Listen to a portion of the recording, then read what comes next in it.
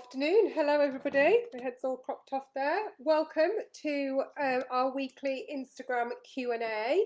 I hope you are all well. I have got lots of questions today, so not the disaster that was last week where I logged off because I didn't have any questions. Gosh, that doesn't seem like a week ago, but it was. So I'm going to be looking to the side of me here because I have got some questions that have been sent over. So Alex Dobb has asked, what is your advice on the best formula milk, branded and non-branded? So it's such an interesting question because formula milk is an industry that is really heavily regulated. There is lots of rules around what you can and what you can't do. And it is stipulated that you have to have a baseline of ingredients in all of the baby milk. So they all basically have to be the same. The ingredients is the same. So there isn't a huge amount of difference between any of them. So I don't generally tend to recommend one over the other. I think it's just a case of going, and I would probably not go with the most expensive just because they're not really gaining very much, to be honest. And it's always worth bearing in mind that when it has things on the front of the boxes that says, oh, I don't know, contains some long word that nobody really knows what it is, the likelihood is that that ingredient is probably in all of the formulas. So don't just get too tied up in it. I would just find a sort of bog standard formula and see how you go with it. And then if you have any problems, you can change it from there. But I think you'll be fine with any of them. So a question over here, how long are fathers allowed to stay after delivery with mum and baby? Another good question without an easy answer, I'm afraid, because it varies from hospital to hospital, which seems ridiculous, but that is the case. But generally, I think the rule of thumb is that as long, for the time that you are in the labour ward, once you've had your baby, there'll be a period of 2 or 3 hours where you stay in that room while various things are done, your notes are done, we get you stable, we get you feeding. And I think most hospitals will allow partners to stay throughout that time, but once you are transferred to the postnatal ward, then that's when you're going to find those restrictions and your partner may be asked to go. Unfortunately, hopefully it's going to get a bit better. What have we got here? Questions from Rihanna. Are you more fertile after giving birth? It is thought so, yes, that you are. Your body is sort of primed and in that zone, if you will. I mean, the dogs are about to go mad because the sun's coming in. If you are breastfeeding, there is a theory that you don't ovulate while you're breastfeeding, but I've delivered many a baby that's as a result of thinking that you can't get pregnant when you're breastfeeding. Well, you actually can't. So I would be a bit careful on that. But yes, there is that theory that you are a little bit more fertile. So another good question. Heather asks, what are your opinions on raspberry leaf tea? Well, I'm never that convinced, to be honest. But what I would say is that it won't do you any harm. So from 36 weeks, you can start drinking raspberry leaf tea. But the raspberry leaf tea is supposed to be like a uterine toner. And I'm just not that convinced that it makes a massive difference, but we do advise not to have it before 36 weeks. But as I said, it won't do you any harm, so give it a go. What else have I got here? Oh, here we go. I am 36 years old. With me being older, if I got pregnant now, what would be potential problems for a baby because of my age? Oh, my life, bless your little heart. You're a baby at 36 weeks. You're not that old. Once we start to get to the age of like 40, we would say that maybe there is increased risks of maybe chromosomal abnormalities such as Down syndrome and that sort of thing. But at 36 weeks, I think you're probably still all right. You crack on. You get going. 36 weeks, you'll be fine. I'm currently 38 weeks pregnant and I've noticed that I'm becoming very itchy all over my body. I've got tests done at 30 weeks for cholestasis, but everything came back fine. Is it normal to be itchy at this stage or should I get checked again for cholestasis? I think if you haven't had a check since 30 weeks, it is worth getting checked out. Funnily enough, I put a post about cholestasis up just today on my Instagram at The Honest Midwife. Cholestasis often presents with severe itching on your hands and feet and is often worse at night, but that isn't always the case, so it really is worth getting checked out just to be on the safe side. So yeah, I would ask your midwife and just say, look, you've still got this itching, but the likelihood is if you've had it since 30 weeks that it's more a condition called PUP, which is like severe itching in pregnancy, which is just itching basically. There's not much you can do about it, but it's not a cause for concern. But obviously obstetric cholestasis, we need to get checked for I'm thinking about combi feeding. This is from Louise Nightingale. What advice would you give for this? I think combi feeding is fine, so where you give a bit of breast and a bit of bottle, but the key is to be consistent. What you don't want to do is give, say, formula at 8 o'clock one day in the morning and then breastfeed at 8 o'clock the next day and keep swapping and changing all your times, because then you are likely to end up with blocked milk ducts, which can then result in mastitis and infection. So just being consistent.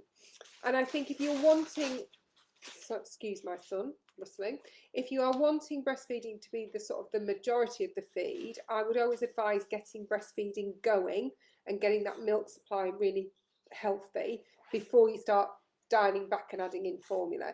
And for anybody who wants any sort of in-depth teaching on formula, my infant feeding class is on Wednesdays, and that's a 2.5-hour session which covers both formula and breastfeeding. It's a really comprehensive session, so sign up to that. Another one from Louise Nightingale. How would you introduce your newborn to 2 dogs at home? Really good question, Louise, and I'm afraid I've got a bit of a pitchy answer because it's not my area of specialty.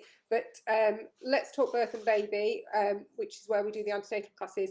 We have a class called Barkers and Babies, and that's run by Fiona, who is our Kennel Club registered dog trainer, and she does a full hour-long session with hints and tips on how to get that smooth meeting between the two. Because obviously your pooch has probably been the prince of the house for so long, and we're suddenly about to put their nose out of joint a little bit. So it's a really good class to just hook into.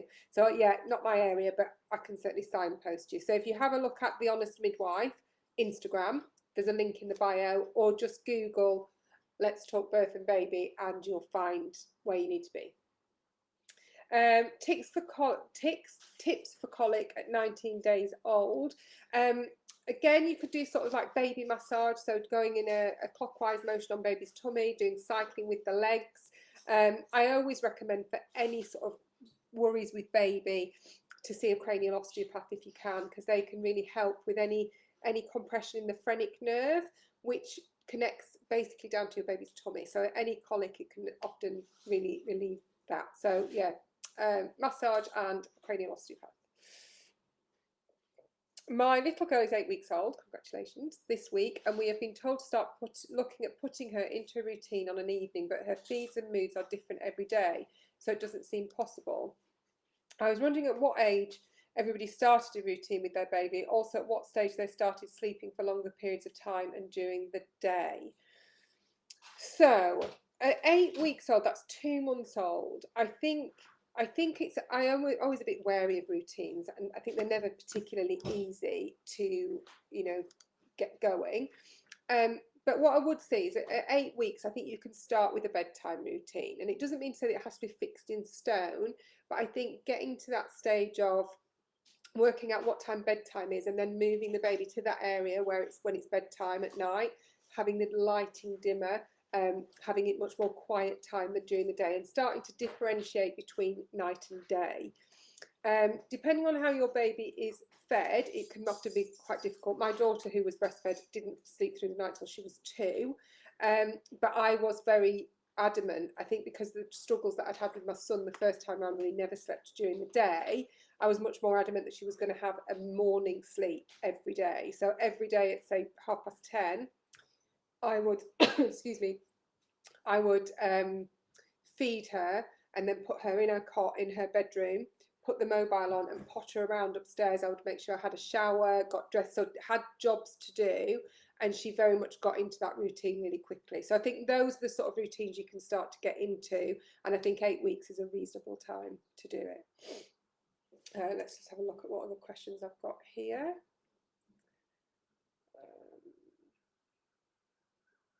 If labour isn't going well and hospital want to wait an hour, can you ask for a caesarean?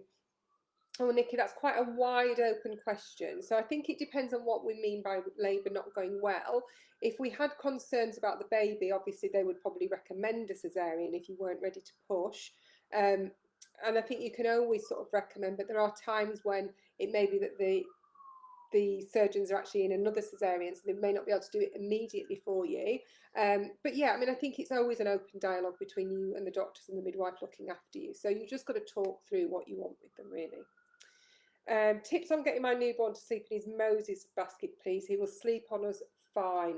Again, Annabelle, this is one of those things that it could well be because your baby has spent so long inside in a fixed position, maybe with their head like this or like whatever position, it's been fixed.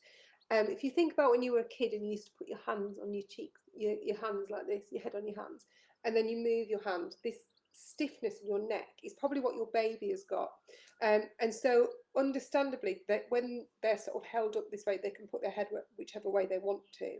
Whereas when you lay them down in a Moses basket, they're sort of forced to maybe straighten that neck. So that stiffness is probably maybe impacting them. So again, I always recommend a cranial osteopath for as soon as possible after birth, because I've seen them do amazing things. And I'm not a massive pusher of holistic therapies by any stretch of the imagination, but cranial osteopathy is something that I've just seen such amazing things with. Does breastfeeding hurt? In theory, it shouldn't hurt, but it can hurt. And if we don't get the latch right, it can hurt. So what we need to make sure is that baby is latched on. Because what happens is when they latch on, they put their tongue underneath the nipple and push it to the roof of their mouth. The roof of the mouth at the front is the hard palate. So if it's pushed against the hard palate, that's going to hurt. If we get plenty of breast in the mouth and push that nipple back, it sits against the soft palate, which has no bone there. And so that's why people get trauma, because they've not got that latch right. So if you get the latch right, it shouldn't hurt that much. I'm currently 33 weeks pregnant with our second baby. Congratulations. When I gave birth to our first, I ended up with third-degree tear. I have since been given the choice to either give birth naturally, which I've been told will result in a worse tear, and I will have to go for further operations to correct the damage, or go for a cesarean. I'm now getting conflicting information from my midwife and consultants on what's the best for myself and the baby. I'm petrified of recovery from a C-section, but I could also end up with a terrible recovery if I go naturally. Can you please help in providing information on what I can do, as I'm still terribly anxious? I'm not surprised with that information. So just because you've had a third-degree tear the first time round doesn't necessarily follow that you will have one the second time round. However, it could be that when you were assessed at the time, it was found that your perineum, so the area that's torn, wasn't that thick and was a little bit thinner, and so there is that possibility that they are suggesting that yes, you may end up with a third-degree tear again. Now, what I would say is don't be terrified of the recovery from a cesarean section. Although it is a big operation, it's one that you will recover from. I've had both my babies by cesarean, and I recovered really quite quickly, especially after my daughter, because it was an elective cesarean, so I didn't go through labour first. I think I'm just going to read this again. So we had a third-degree tear. I've been told it will result in a worse tear, and I will have to go in for further operations. I think if the consultant and that's looking after you is saying they really think a vaginal delivery is not the best route because of the tear, I'm suspecting it was quite a nasty tear, and I would be inclined to follow their advice, because I think a cesarean scar, you are likely to have less discomfort from a third-degree tear, and it sounds like it was quite nasty. So my honest opinion is, please don't stress about an elective cesarean. They're actually quite nice. When you go in, it's all calm. You know when you're going in, you've got your bag packed, you've sort of prepared yourself, everything's ready at home. You know, you're going to have time to get all your support network in place. And I think that's what I would go to. But try not to be too anxious about it. Hi Louise, hope you're well. Our baby is 4 days old and is rolling to the side automatically. Is there anything we can do about it? Also, do you have any top tips for cluster feeding when she just wouldn't leave the breast? Thanks so much. Okay, the first one, rolling to the side, there isn't much they can do if they're doing it automatically. Just make sure that they are on a she is on a completely, did you say, yeah, completely flat bed, you know, that a Moses basket or a cotton that is completely flat, and just keep an eye on her and make sure she's not rolling onto her front. With regards to cluster feeding, where they're just feeding relentlessly, at 4 days old, your baby is working really hard to get that milk supply going. So as much as it's tiring from you, it is part of that natural process, and it's really essential for getting that milk supply going. So what I would do is give yourself a tap on the back and make sure that when she is resting, you're resting. Make sure you're eating properly, drinking, keeping your fluids up, and go with it. It should settle down once your milk supply gets better. But it sounds like you're doing a great job, so keep going. Also stops them turning. I don't know what that means. I'm 41 and 17 weeks pregnant, and I feel I have bellyache all the time, and it feels like it's stretching. And I'm also suffering with continuous water infections. Is this normal? Well, the water infections, no, we shouldn't really be getting those, recurrent, but some people do. The stretching is just where your baby is growing and you're getting this maybe ligament pain and aches and pains, so that's quite normal. Make sure you are drinking plenty, keeping your fluids, lots of fluids in, but go to the doctors if you are getting lots of infections. Just see if we've got some more questions here.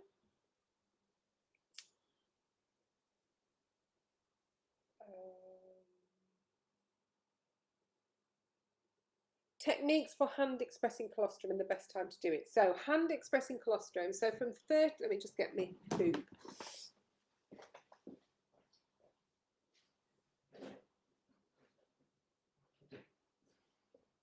Sorry about that. So, minuted boob. So you have milk ducts all the way round, right up to the top, so up to here. So when you are looking to hand express and collect your colostrum, so from 37 weeks, make sure that you are nice and relaxed. So after a bath or just before bed, not when you're about to get a delivery from Amazon or something like that, just a nice chilled out time. Start with gently just kneading the breast all the way around, really gently. Just go around like that and all the way round. And then you just want to imagine the inside of your breast is like a pomegranate, with all those pips in, and they're all milk ducts. So what we want to do is squeeze and release, squeeze and release. And you can move a bit further down. Just don't be pulling like this. We don't want boobs down to our feet. Just squeeze and release, and go all the way round. And as you start to see the liquid come out of the end, just get one of the little syringes, and just your partner will probably need to help you, and just draw back and collect it, and then just freeze it. And you can do it as many times as you want. There's no maximum as to how many syringes you can get. Anything that you can get is a bonus. What I would say is really do think about, if you are interested in breastfeeding, signing up to the infant feeding class. As I said, it's 2.5 hours and it will tell you everything you need to know. Retracted nipples and breastfeed, will I be able to? You will be able to, Jean, you will. It's just a case of getting that nipple out. And sometimes, often the baby sucking is enough to draw that nipple out. Sometimes you might need to use a nipple shield, which may help. But yes, you should be able to do it. Can you recommend a good hypnobirthing course? I can, Miss Lulu, I can. If you go on to Let's Talk Birth and Baby, there is an online hypnobirthing labour and birth package. So it's not just hypnobirthing, it covers complex issues, it covers natural birth. There's a full section on hypnobirthing, all about the breathing, MP3 downloads, and there is also a section on aromatherapy. So I talk about 5 essential oils to enhance your birth environment, and that's 20 quid. So you can go and sign up on there.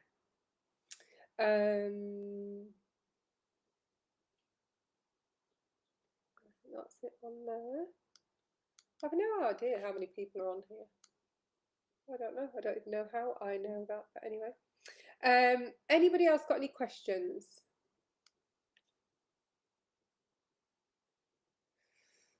I think I've got all of those. Lots of questions today, so better than last week. Good. What else have I got to tell you? I've got a practical parenting class this evening, and there is still a couple of spaces, so if anybody wants to sign up to that, please do. And I think that's about it. I think we're all done. Everybody's asked their questions. So I shall log off now, but it's lovely to see you all as usual. I will be back next Tuesday with Your Baby Club on their Instagram. So same thing, send in all your questions, and go and give me a follow over at The Honest Midwife, where I've got lots of exciting stuff going, loads of Insta Lives coming up, so keep an eye on there too. And it's lovely to see you. Oh, hang on, I've got one. Sorry, did you mention about the gestational diabetes? My I didn't see a question. How effective is formula feeding versus breastfeeding? Oh, we've got loads of questions coming here. Do hospitals over here allow diffusers? A lot of hospitals, Celeste, have diffusers in them, but you would need to speak to your own hospital to find out whether they do or they don't, and ask them if you can take one in. Okay, our 1-month-old baby sleeps well during the day after her feed, but between 9 till about 1, she seems to have a burst of energy. She'll feed but won't go to sleep. She's wide-eyed and kicking her arms and legs until her next feed. Is it just a newborn thing that she'll grow out of? She will eventually grow out of it. I think, again, it's like trying to differentiate between that night and day thing. But in the early times, babies are not really supposed to sleep through the night anyway. And at 1 month old, she's learning around her environment. So rest during the day, do as much rest as you can. And hopefully it will sort of rectify itself and go to the right time of day. I'm just looking to try and find a question on diabetes, because I've missed a diabetes question somewhere.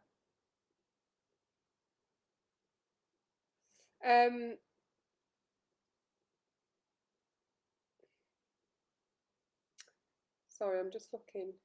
Sarah Lewis put 54. I don't know what that means either. How effective is formula feeding versus breastfeeding?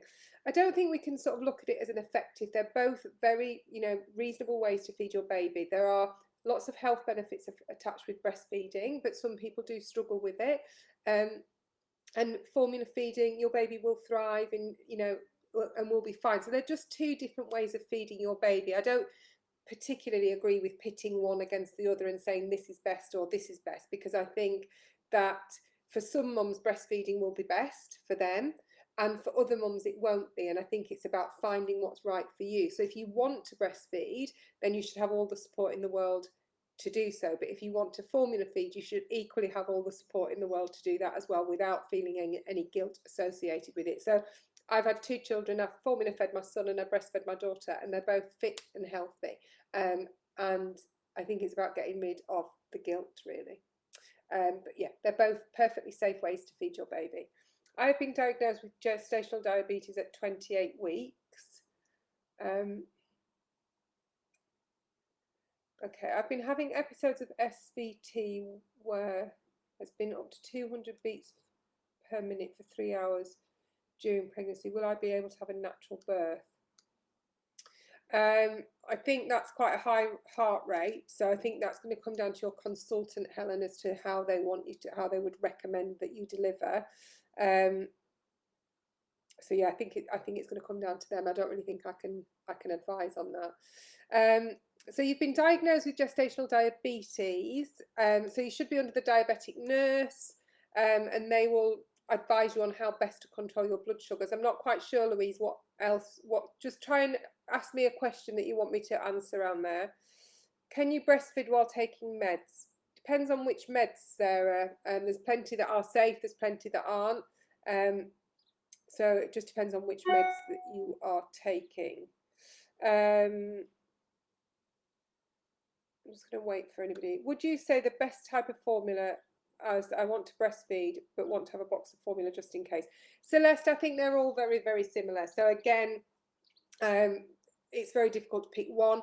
I do get asked sometimes which one I would choose, and the one I would choose is actually Hip Organic. But the only reason for that is because they're nicer to their cows. So they keep cow and calf longer together once the calf has been born. So that is the absolutely only reason, because I can't really pick one between the other. They're all very, very similar.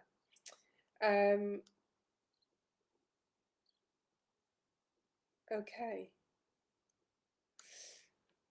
Okay, I'm sorry if I've not managed to answer your question clearly. There was a couple there that were just a bit wide for me to pinpoint what you were actually after. But as I said, I am back next Tuesday, so give me a visit next Tuesday, 4 p.m. on Instagram, Your Baby Club Instagram, and I will be there. And I'm around all weekend. And if anybody wants to sign up to the free antenatal classes, head over to Let's Talk Birth and Baby, and you'll be able to find all the details there. And I shall see you all again soon. Take care. Bye.